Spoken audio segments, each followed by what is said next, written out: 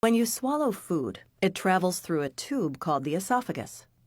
The esophagus leads into the stomach through a hole in a sheet of muscle called the diaphragm. There's a round muscle at the bottom of the esophagus that works like a valve. The muscle relaxes when you swallow, allowing food to pass into the stomach. Certain cells in your stomach, called proton pumps, release acid to help digest the food. The lining of your stomach protects it from the acid. The esophagus has a different type of lining, which looks like it's made of smooth tiles. The valve is designed to close tightly after you swallow, so nothing comes back into the esophagus. Your diaphragm is also meant to pinch securely around the esophagus, closing off the opening to your stomach. It's normal for a small amount of acid to occasionally splash into the esophagus. This is called reflux. That word means flowing back. A small amount of reflux doesn't usually cause any harm.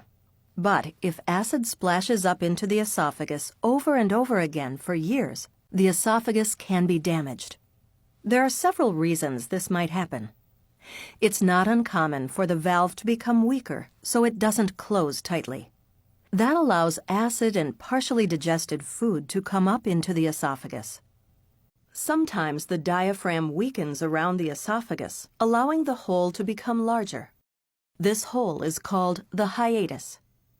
When it becomes larger, part of the stomach may bulge through it.